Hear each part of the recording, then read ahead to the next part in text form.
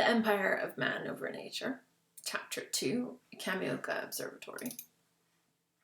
And this is part 1 on Kamioka Observatory. So Kamioka Observatory is an experimental physics research facility. It's located in Hida Prefecture in Japan. It's marked roughly by where this green star is on the map.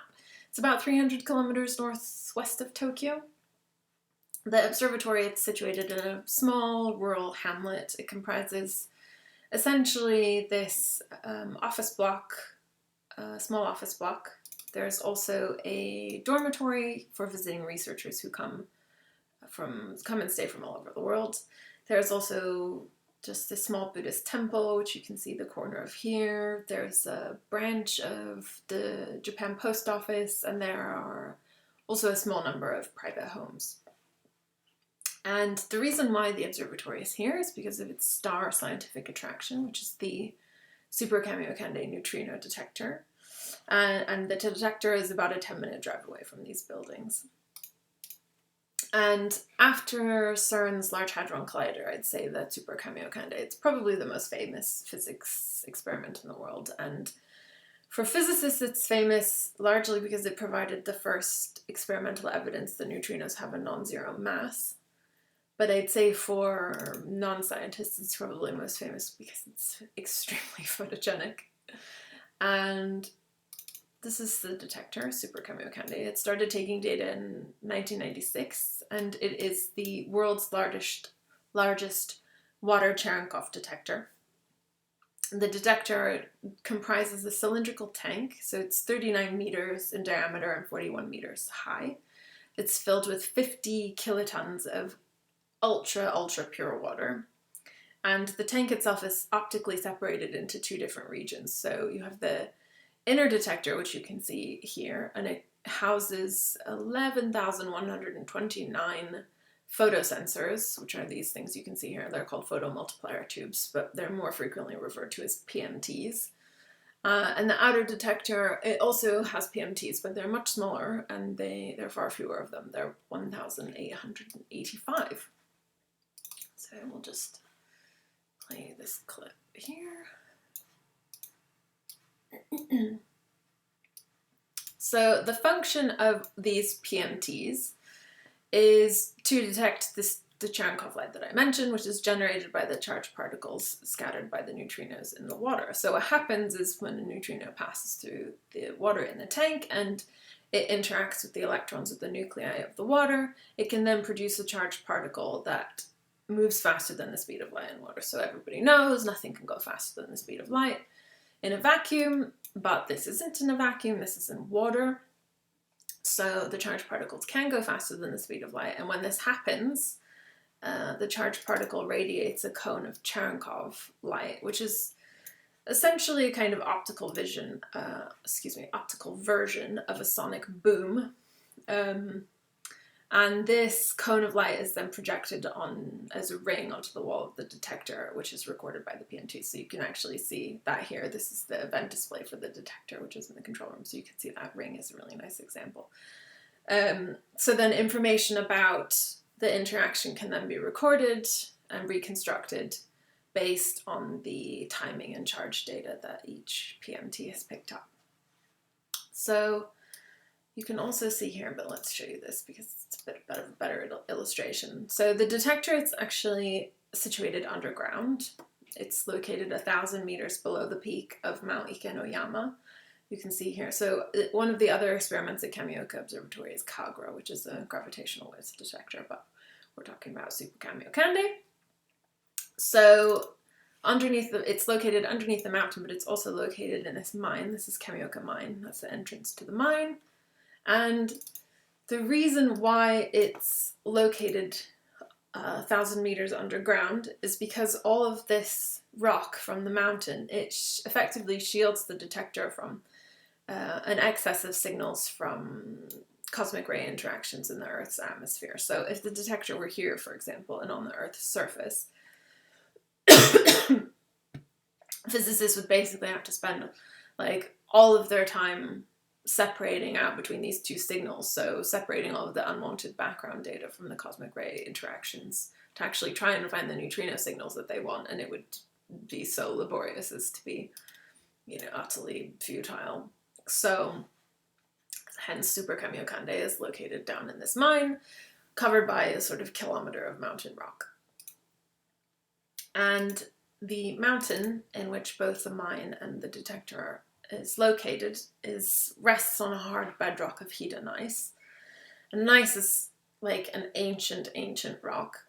Actually, the oldest dated rock on Earth is a type of gneiss from Canada. This is a piece of Acasta gneiss. It's held in the collection of the Smithsonian, and I just think it's unbelievably beautiful.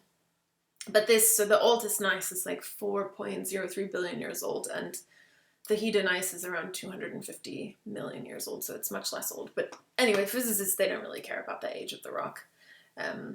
The reason that it appeals is because the gneiss is very solid, it's very stable, and it makes the excavation of these large caverns in which to put their detectors comparatively simple. So prior to Super Kamiokande, there was a previous iteration called Kamiokande, but before that, there was a proof of concept cosmic ray experiment carried out in the 1960s by Masatoshi Koshiba and his colleague Yoji Totsuka. And this was a relatively simple experiment with spark chambers and plastic scintillator, trying to investigate high energy muon bundles. And although I haven't exactly been able to figure out the chain of steps that meant the physicists ended up situating their experiment, this proof of concept experiment, in the mine in the first place, the fact that they did meant that Kamioka mine was a logical choice when it came time to deciding where to put Kamiokande and Super Kamiokande after that. So you can see in the acknowledgement section, this is of a 1970s paper presenting information about this experiment. The authors thank the Mitsui Mining Company, which was the owner of the Kamioka mine. So we'll have a brief interlude talking about the history of mining in this area. So according to historical legend, there has been some kind of mine in Kamioka since at least the early Nara period, which corresponds roughly to 720, the year 720. This photo is obviously not from 720. In fact, it's from around 1870, as is this one, which marks the date when Mitsui, which is the company that still owns the mine today, first acquired the mine. And Mitsui are one of the largest corporate groups in the world. They own mining interests, they own Sapporo breweries, they own a number of engineering, shipbuilding, and chemical companies. And shortly after they acquired the mine in the 1870s, they started straight away to expand the operations, which are largely centered on the extraction of lead and zinc ore. And this rapid expansion meant that by 1890, the air had become so polluted by all of the activity from the rotary furnaces that the residents in the town, in Kamioka town, they lodged a formal complaint. And this was the first of many formal complaints to come. And what's interesting is today when you walk around Kamioka town, it's about a 20-minute drive downhill from Super Kamiokande detector. The connections to mining are omnipresent. So you have a large smelting plant, which is over here just out of sight, and it spreads across the hillside and down to the river.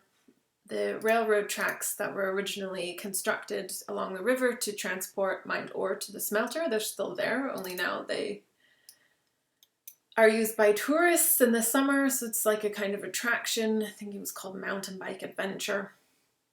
There is also a small museum called the Kozan Museum, it's a geology museum. It's in a 16th century castle complex on a hill on top of the town.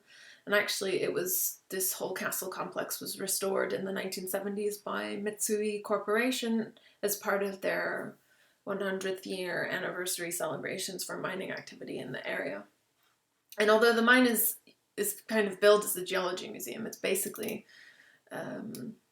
it's more a history museum, I suppose, about the mining company, and it also kind of explains extraction and refining processes. but not necessarily a geology museum. But the thing I most loved in the town were these wayfinding posts. So they give you directions to things all over town, but then on the top of each post there was a small perspex box filled with a sample of some kind of interesting mineral that had been extracted from Kamioka mine. So this is a piece of Heddenbergite, which is actually quite rare in its pure form. So in order for the mined crude ore to become commercially viable, it has to be refined, right? So this refining process, one of the byproducts of the refining process is a slurry, and this slurry from Kamioka is extremely high in cadmium. So starting from the early 1900s, not long after Mitsui took over, this slurries began being dumped into the Jinzu River. So this river cuts through the middle of town. It goes all the way up past Kamioka Observatory and further up towards Toyama City. And the river is hugely important to the local area. It's one of the main sources of water used by the villagers to irrigate their rice paddies. And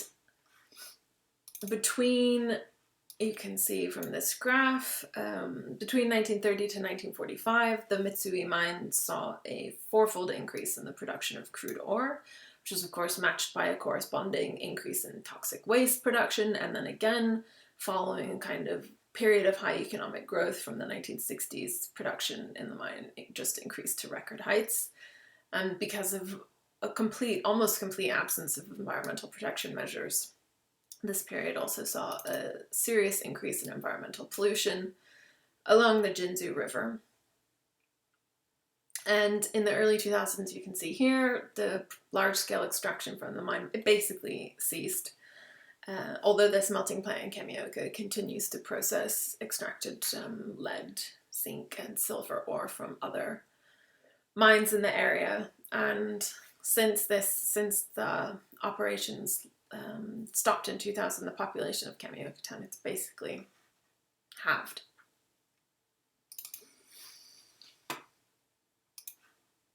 So part two, the last part. So almost as soon as all of this waste slurry began to be dumped into the river, the first cases of people, predominantly postmenopausal women, suffering from a disease, the Itai disease, started to be reported. So this is an article from the Toyama newspaper from the 4th of August 1955, and it marks the first instance of a case of the Itai disease reported in the press. And Itai disease basically means like it hurts, or ouch, and it was the name given to the disease by local people in reference to this crippling pain it caused to joints and bones, and in extreme cases it actually caused bones to soften and become like so brittle as to break just a kind of simple touch. And in the early 1960s, the physicians in the area, they started to become so alarmed by the number of their patients suffering from osteomalacia, bone disease, that they started actually investigating the connection between the bone disease and the agricultural land in the area that had been contaminated by the mining activity. And what's so interesting is that at the same time as physicist Masatoshi Koshiba and his colleagues were testing their small muon proof of concept experiment in Kamioka mine in the 1960s, trying to gauge the mine's suitability for the larger Kamiokande experiment, a group of residents in Kamioka and in the surrounding prefecture were engaged in filing a lawsuit against the mine's owner, the Mitsui Corporation. And the main reason for this was as a kind of result of the efforts by the physicians to investigate. In 1968, the Japanese Ministry of Health and Welfare, they concluded that the Itai disease was actually caused by industrial pollution. So this is an announcement of this in a Toyama newspaper in 1968. And after this, the group of residents, led in part by Mio Komatsu, who's pictured here in the foreground, banded together and sued the mining company, both for individual damages but also for restitution of the environment, particularly, of course, the rice fields, which had been polluted with all of this toxic slurry for years and years and years. And something I found so interesting, and also largely absent from most of the English language accounts that I have read of the Itai disease in the lawsuit, is covered in this. This is the very first page of the defense proceedings from the lawsuit that was filed in '68. And what's so interesting is it discusses concerns about the impact of the disease on the living, but also on the dead, because the majority of the prefecture's residents are Shin Buddhists, and they cremate their dead, and afterwards they perform a ceremonial ritual in which remaining bone fragments from the cremation are removed with these special chopsticks and placed into an urn. But because of the extreme calcium depletion caused by the disease, victims who died from Itai, they left hardly any bone fragments after the cremation. So not only are residents really concerned about the impact of the disease on the bodies of the living, but they're equally concerned about the impact of the disease on religious practices caused by the lack of bone fragments from the cremation. So in 1971, the district court in the prefecture ruled in favor of the victims. Mitsui then immediately appealed to the High Court to seek an overturning of the ruling. But the following year, in 1972, the High Court upheld the ruling in favor of the victims. So this is a photo of the victims celebrating that in 1972. Mitsui was required to pay not only substantial compensation for damages to the 200 individuals suffering from the disease, but also to fund the restoration work to return the poisoned land to safe and cultivatable state. So, although this huge restoration project, 40 billion yen, financed by Mitsui, the Japanese government, but also the local governments, was carried out over a roughly 30-year period, Mitsui didn't entirely fulfill the obligations stated in the lawsuit. So, for example, of 1,686 hectares which were subject to restoration, the company only restored 863 hectares of land. And what's also interesting is, in looking through the corporate social responsibility documents of the company, I came across this from their 2017 corporate social responsibility report, and Mitsui is reflecting on the part that they played in one of the most serious cases of industrial pollution in all of Japanese history, stating that we have done our level best to prevent pollution from Kamioka mine. We commit that we never cause such a pollution disease again. But of course, there's still lasting ramifications from this. The rates of a certain type of cancer, particularly in women, are much higher in this area than in other areas elsewhere in Japan, which haven't been subject to the things like cadmium pollution from mining practices. Also, residents of the prefecture are sort of warning that, the lessons learned from the Itai disease are already being forgotten, and industrial pollution levels are starting to creep up again.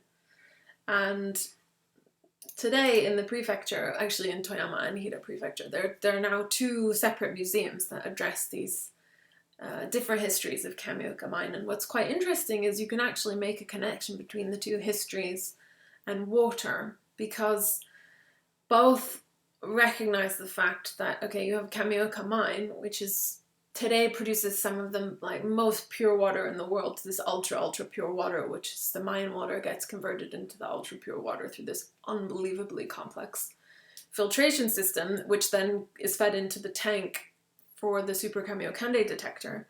Yet on the other hand, you also have this horrifically polluted water, which was produced because of the mine's industrial mining activities. So this first museum opened in March 2012. It opened in Toyama City. It's dedicated to the Itai Museum, and on its opening it was marked with a ceremony observing the sort of conclusion of this 30-year project to restore the farmland in the area. And the museum, you can see, this is some of the exhibits inside the museum. So it's sort of surveying the history of the disease, it's also explaining and commemorating the memory of those who died. And sadly, at the opening ceremony in 2012, only 4 of the 196 named victims from the 1968 lawsuit were still alive. And the other museum opened 7 years later in March 2019. It's called the Hida Space Science Center. So this is in Kamioka town, where the Mitsui mining smelter is located. And this museum, it's basically about, it's essentially about the Super Kamiokande detector. So it has scale models, it has one-to-one mock-ups of the detector with the PMTs. There are also selfie spot backdrops for taking photos with Nobel Prize winning Japanese physicists. And quite interestingly, the very first exhibit when you walk in is a large piece just above this display text, is a large piece of crude ore from Kamioka mine. And you can see the description. It kind of says it's a piece of ore, and it talks about how the mining corporation enabled Japanese modernization, but absolutely no mention is made of the role the mine or the Mitsui Corporation played in the history of the Itai disease. And although there are some of the thousands of physicists who work on Super Kamiokande who are aware of this link between their research site and this history of really horrific mass poisoning, it's not something that's widely known or really discussed today. And you can see very clearly by the fact that it's omitted from the text in the Kamiokande Museum that it's not a connection that the physicists particularly want to make.